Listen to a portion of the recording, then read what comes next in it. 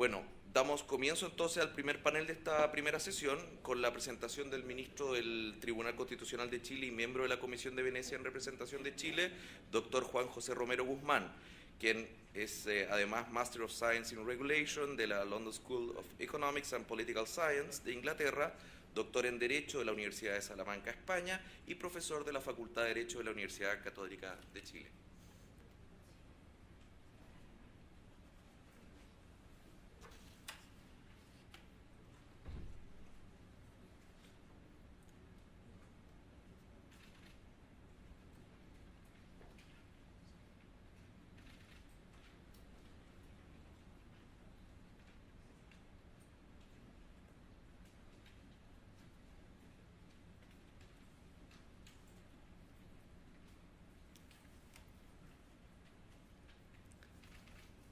Muy buenos días a todos. Lo primero que evoca una conferencia dirigida a dialogar respecto de la protección constitucional de grupos vulnerables es a manifestar, en mi opinión, lo siguiente. En primer lugar, los grupos vulnerables merecen una protección especial. En segundo lugar, dicha protección debe estar consagrada en la Constitución. Y en tercer lugar, su aplicación debe ser garantizada activamente por la judicatura.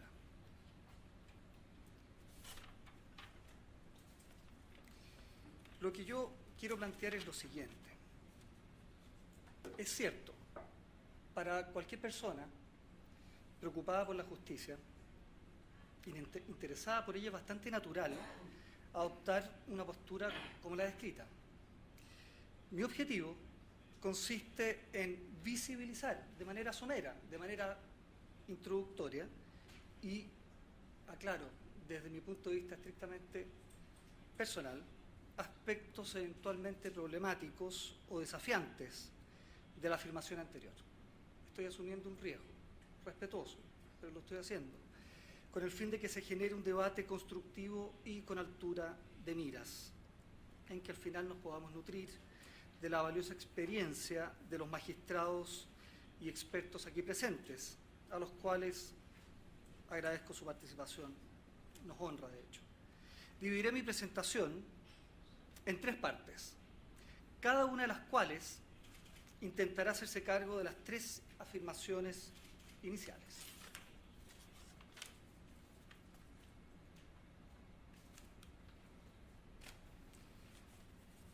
Acerca de los beneficiarios de la protección. Lo primero que quiero plantear es que la noción de vulnerabilidad, en especial como categoría grupal, es compleja. Hay que reconocer que todas las personas son hasta cierto punto y en ciertas circunstancias vulnerables.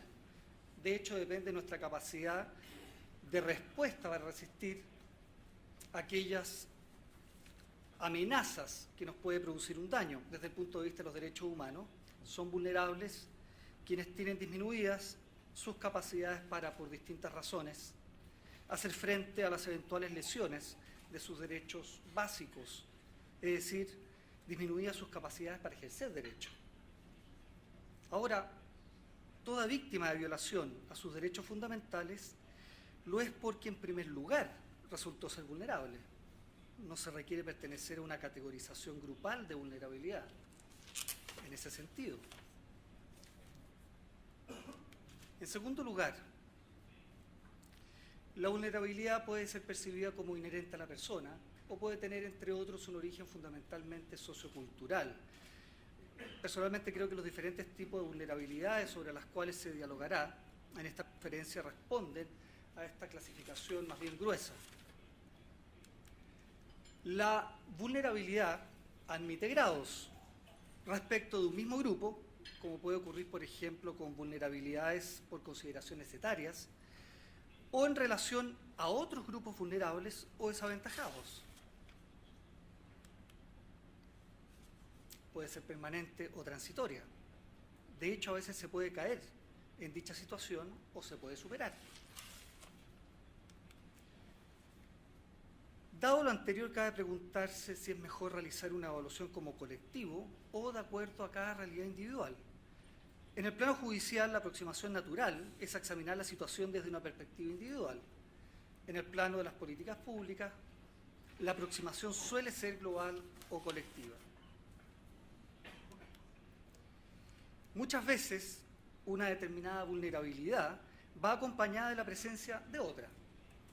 Un ejemplo característico ocurre con la vulnerabilidad económica, es decir, la pobreza. En Chile, por ejemplo, los niños, los ancianos, los pueblos originarios, entre otros, presentan una concentración mayor de pobreza entre sus integrantes. Lista abierta o lista cerrada. ¿Cuántos grupos vulnerables pueden identificarse? ¿Quién los determina?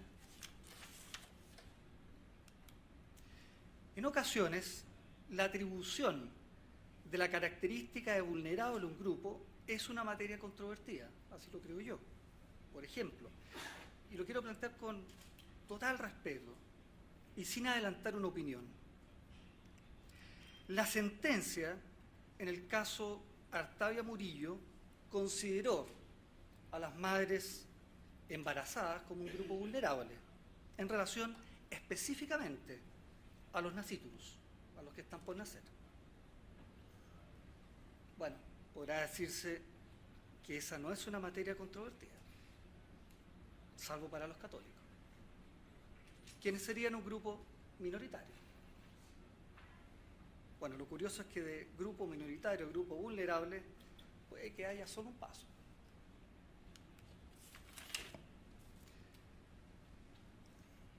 En segundo lugar, quiero identificar algunas oportunidades, riesgos, límites y desafíos de la vulnerabilidad como categoría grupal, es decir, implicancias jurídicas y no jurídicas. La noción de grupo vulnerable, en mi opinión, presenta la oportunidad de visibilización para ser objeto de una política pública que los ayude en su causa o en su calidad, mejor dicho, de grupo necesitado. En segundo lugar, creo que hay una oportunidad para disminuir desigualdad de influencia. En general, los grupos vulnerables suelen tener una disminuida capacidad de influencia en las decisiones públicas, sin perjuicio que en algunos casos pueden ser grupos de presión poderosos, tanto respecto de otros grupos minoritarios como respecto del resto de la población. Y si es así, yo me pregunto, ¿cabe seguir tratándolos como vulnerables en algunos casos?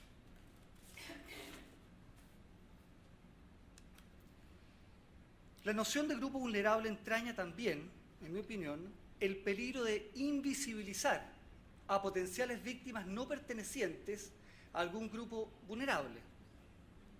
Me refiero específicamente al peligro de que se considere a los grupos vulnerables como los verdaderos y únicos sujetos vulnerables en el ámbito de los derechos humanos, de los derechos fundamentales, dejando así en pie la noción de que los sujetos mal llamados normales, entre comillas, son autónomos, independientes e incluso aventajados, y por ende menos indefensos desde el punto de vista de los derechos humanos.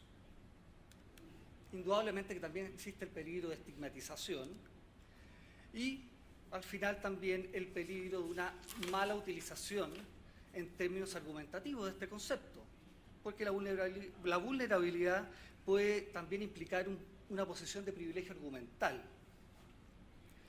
Dada la complejidad del concepto, podría existir el peligro de que se plantee que una determinada persona pertenece a un grupo vulnerable, para luego sostener que ésta, por ese solo hecho, merece una protección especial en el marco de un conflicto entre particulares, en el cual además la otra parte puede verse en desventaja o en un contexto en que podría no existir vinculación directa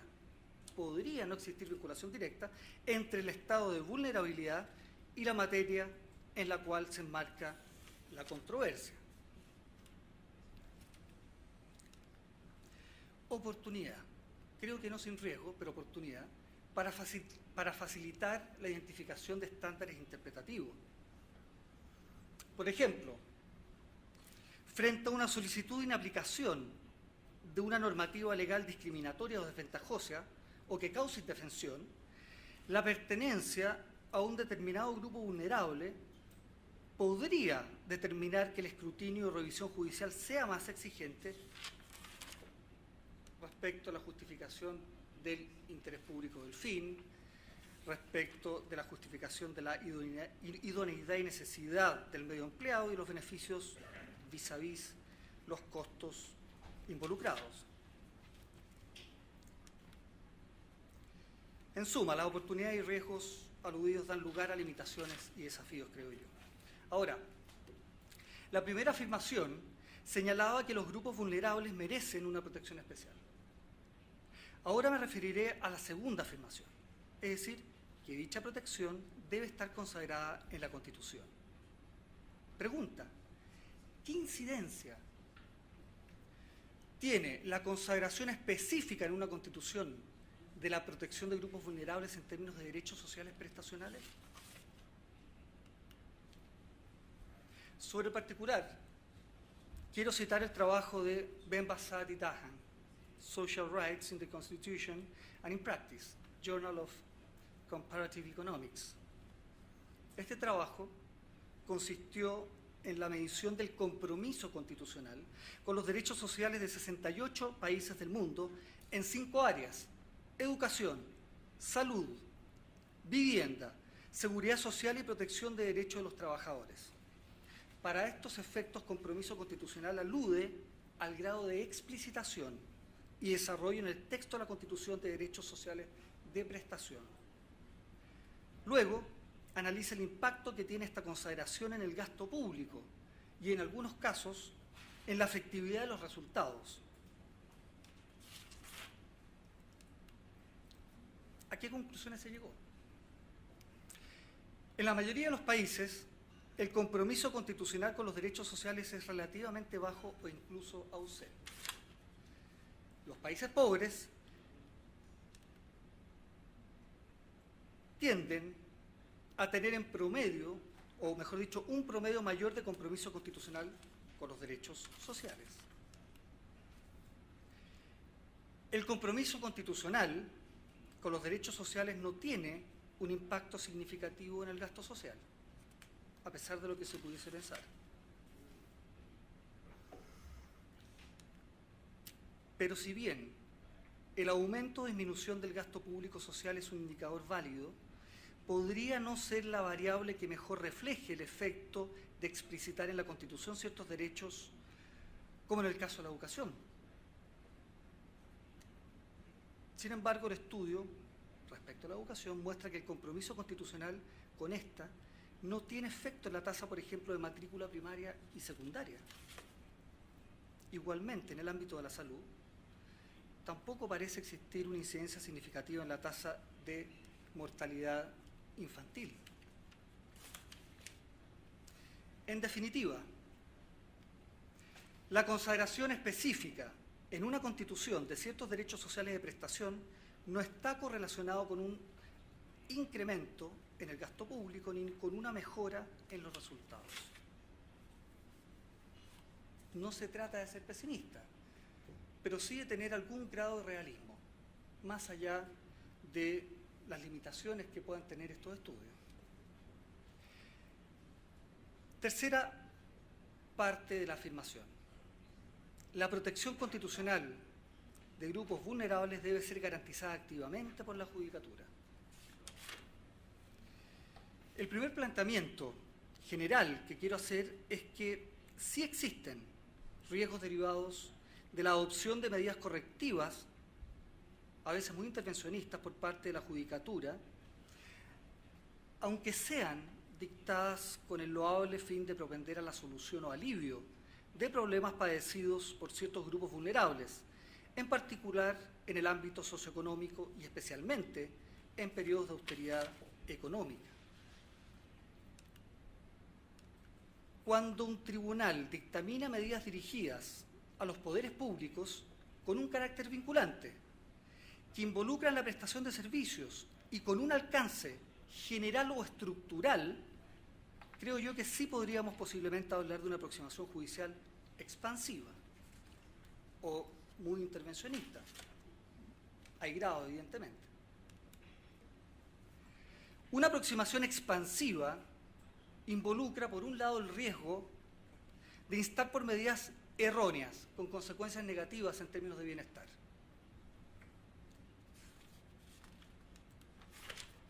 Igualmente, existe un riesgo de tensión poco funcional con otros poderes públicos. Ya hablamos de este tema en Europreto. Y esto es fundamentalmente importante cuando estamos pasando por momentos quizás de austeridad económica. Finalmente, me referiré a algunos desafíos derivados de la denominada internacionalización del derecho constitucional respecto a la protección de grupos vulnerables. Para que no se me malentienda, por favor, y más allá de los límites y desafíos manifestados, yo sí creo que el sistema interamericano de derechos humanos constituye una valiosa oportunidad de protección de grupos vulnerables. Pero, nuevamente, siguen existiendo desafíos. Terminaré mi presentación refiriéndome a algunos desafíos relacionados con la eficacia de la sentencia interamericana y la cosa juzgada internacional en lo concerniente a la definición de los criterios a ser utilizados por los tribunales nacionales para abordar estos temas e interrogantes. Para este efecto, citaré una parte del voto razonado del magistrado Eduardo Ferrer en la resolución de la Corte Interamericana relativa a la supervisión del cumplimiento de la sentencia en el caso Gelman versus Uruguay.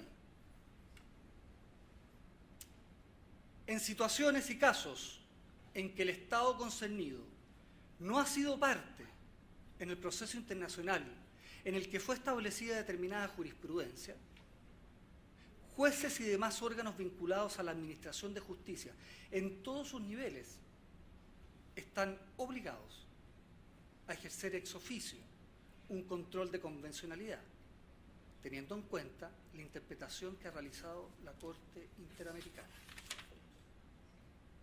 Nuevamente, con mucho respeto, tiene la Corte Interamericana el monopolio o cuasi monopolio sobre el estándar de interpretación mínimo con que han de resolverse los casos a nivel nacional. ¿Y por qué hago la pregunta? Y la respondo con otra pregunta.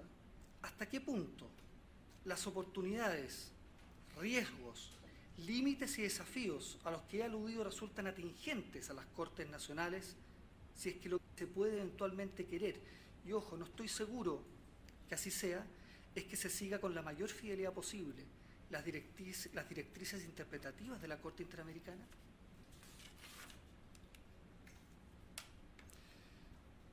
Reconozcámoslo, para todo tribunal, corte, sea nacional o internacional, es difícil mantener líneas jurisprudenciales que sean coherentes y al mismo tiempo que no clausuren la posibilidad de cambio o evolución.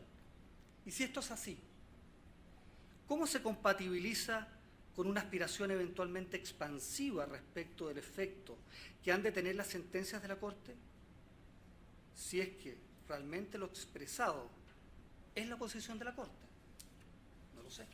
Quizás sí, quizás no. Quizás hay matices. ¿Cuál es el margen de apreciación reconocido a los Estados partes? Dada la existencia fundamentalmente de las eventuales complejidades que involucran la protección de las personas vulnerables como categoría grupal, hay temas como, por ejemplo, aquellos relacionados con el reconocimiento de derechos para el nasciturus, en que, si estoy en lo correcto, la Corte Europea de Derechos Humanos parece reconocer un margen de apreciación significativo a los Estados partes para, por ejemplo, prohibir el aborto. y me refiero al caso ABC versus Irlanda. ¿Qué ocurre en Latinoamérica? Y dejo la pregunta planteada, porque indudablemente no me referiré o no adoptaré una posición personal al respecto. En definitiva,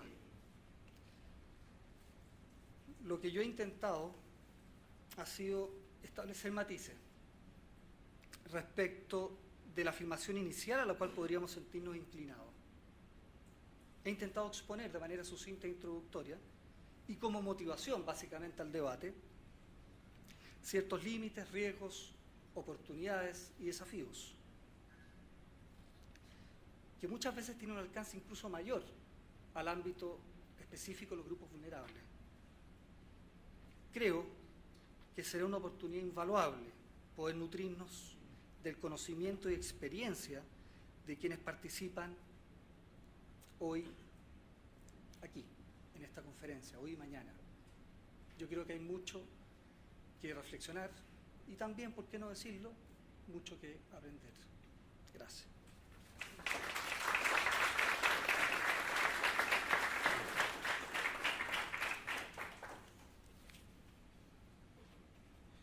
Muchas gracias, señor ministro. Le pido que se quede acá un segundo porque le haremos entrega, o el presidente del tribunal, don Carlos Carmona, le hará entrega de una medalla de reconocimiento por su participación en este evento.